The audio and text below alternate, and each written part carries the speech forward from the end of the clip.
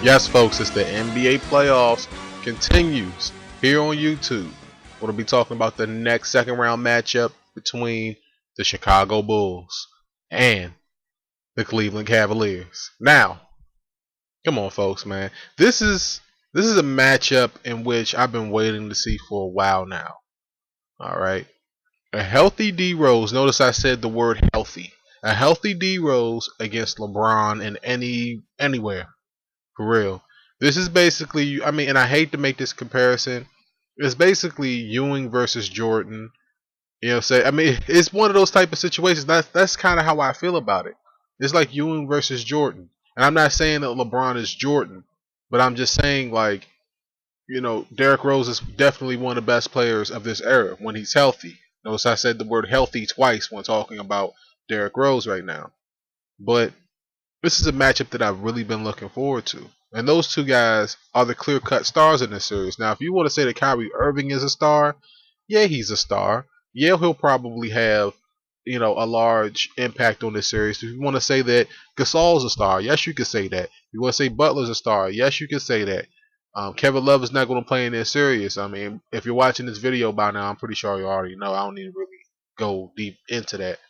But those are the key players that you really need to look at the star performers in this series. I mean, that's basic information if you're a basketball fan. Looking at the X factors here's the part that you watch the video for. All right, the X factors in this series for Cleveland.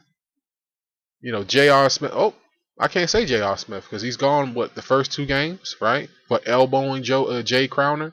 I mean, he should be suspended for 5 games after looking at that elbow. It was really bad. There's no place in the NBA for that, man. Physical play, and then there's what J.R. Smith did. He should have got 5 games for that. Kelly Olynyk should have got 7 games for what he did too.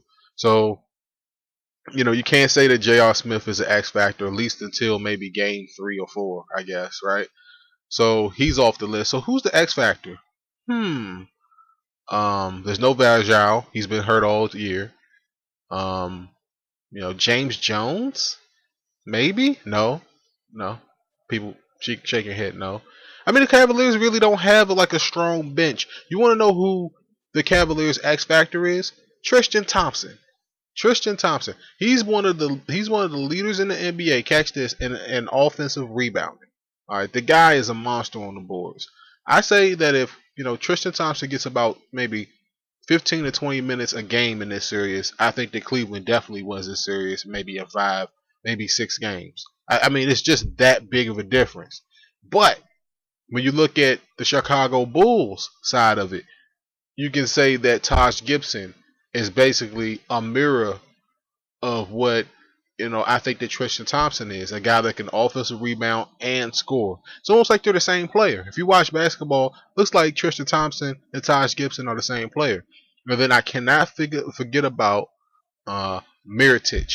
Mirotic is, I think that he should have been close in the running for the Rookie of the Year, but that guy right here in this series, I don't know if he's been dealing with some injuries or not. He's been quiet recently. He was quiet in the Milwaukee series, but I expect for him to reemerge a little bit in this series, good or bad. So those are the X factors in this series. Oh, I can't forget about Dunleavy, who's another X factor for the Bulls. And if you want one more X factor for the Cavaliers, Timothy Mozgov. I think that he could be a double-double machine in this series. Maybe against Noah. I think that he matches up well with Noah in this series. So looking at it from all those side points and everything, those are the X factors that I think matter the most in this series. Now let's just go ahead and get into the prediction. All right, Chicago's been prepping for this.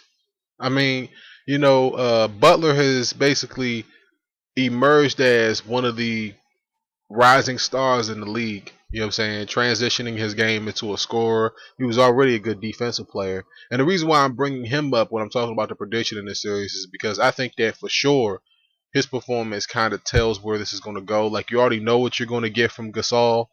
You already know what you're going to get from out of the healthy D Rose, but you just don't really know what you're going to get from out of Jimmy Butler at this point. You don't know, good or bad.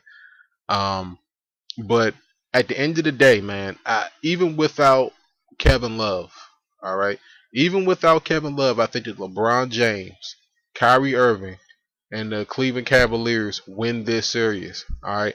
Now, it'll be easy to say this series is going to go 7 games. So that's what I'm going to do. I think that this series is going to go 7 games. Let me know how you guys feel down below.